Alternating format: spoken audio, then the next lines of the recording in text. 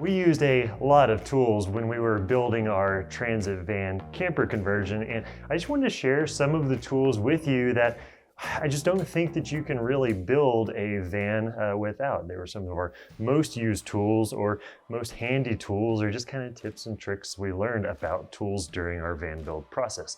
And the first product that helped us out immensely was a 2-inch piece of foam that you can put your wood directly on top of, and then put your little makeshift track saw on top of, and then use a circular saw. Set with your blade just cutting right into the foam just a little bit. And then ultimately, since it's 2 inches thick, if you cut, a 1/4 inch down into it, it's still gonna be plenty strong. And this makes breaking down large pieces of sheet goods, 4x8 sheets of plywood, super, super simple. The next tool, or tools I should say, are gonna be cordless saws. And realistically cordless tools in general, but specifically this cordless circular saw. It's the brushless version by DeWalt, but realistically, like any brand is gonna cut wood just fine. And we use it with this makeshift track saw that makes cutting straight lines super easy. And I'll link to the video where somebody else has shown me how to make this. It was super helpful and we use it a lot, and it made our cuts way straighter than like a chalk line or like drawing our lines or anything like that. So the next tools are going to be over here, and going to be the pneumatic plus nut setter. So this was for our walls, and if you're doing plus nuts in the walls like we did for all of our L-track, this thing is incredibly nice and is going to save a ton of time if you're having to do more than like a dozen plus nuts, where it's just going to really mess up your hands and your arms if you're using like a manual plus nut setter like this that we ended up really not using very much. I've used this a few times just around the shop to attach some bolts to some toolboxes and stuff like that. It's just really useful. The other thing is the Craig pocket hole jig right here. So use this on all of our cabinets. I am not a cabinet maker, and so I'm not doing any kind of like dovetail joinery or finger joints or anything like that. So I'm going to use pocket holes for pretty much everything, and the Craig pocket hole jig makes it so that even people who aren't particularly skilled woodworkers like myself can make some pretty nice cabinetry. So on the same note are these Craig pocket hole clamps. So got these guys for our cabinets, and it's a self-adjusting clamp, so you can set the tension of the clamp down here and put it on there and then clamp it down. And this is made to go inside of the pocket hole, and this is made to go on the back side of whatever you're clamping the pocket hold wood to, and hold it together. And I've never had self-adjusting clamps before, and they're just super nice. They're really nice.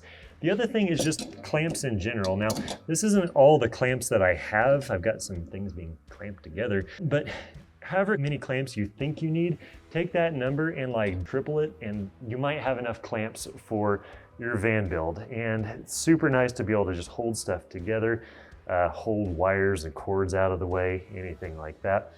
And the other thing that we used just an absolute ton in our van build that I didn't buy for our van build, but we had, and I don't think I'd build another van without it, is a drill press. I use this thing all the time.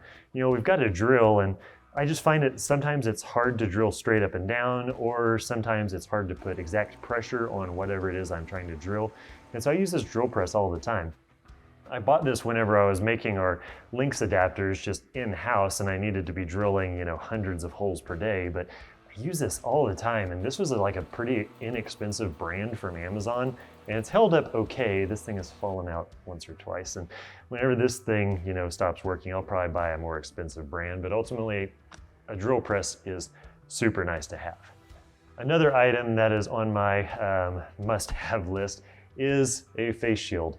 I do try to use safety glasses pretty much anytime I'm cutting anything, but this full-on face shield is pretty nice because whenever you're wearing it, it makes it so that nothing's hitting you in the face. And I found that even with safety glasses, like I'm still getting stuff that like comes up under the safety glasses and like hitting me in the eyes. And I had that happen a few times, and impulse bought this, and it was actually like pretty nice. So I do break that out whenever I'm cutting like pretty much anything, but specifically like plastic with a Dremel tool, man, it makes that process so much nicer.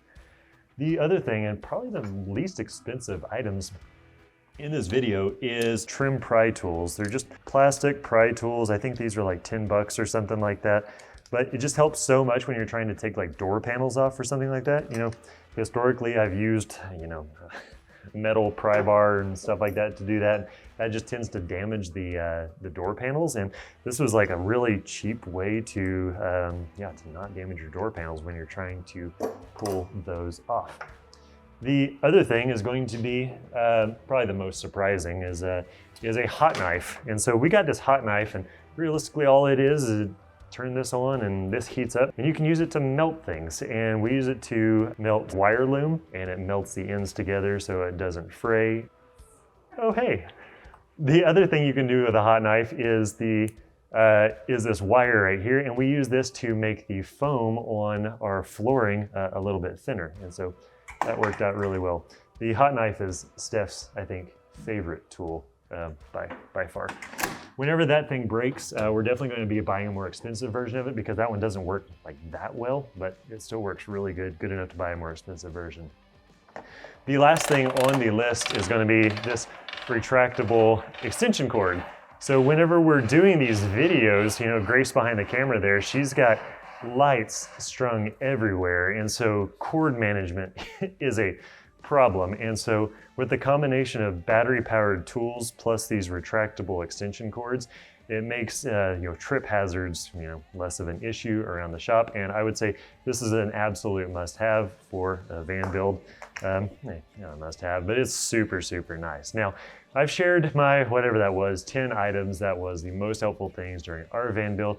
And I want to know what items you bought that maybe were surprising, that you bought, you're like, I don't know if I'm going to use this that much, and ended up using it a ton. So leave those in the comments below, because I want to see. Thanks for watching, and we'll see you next time.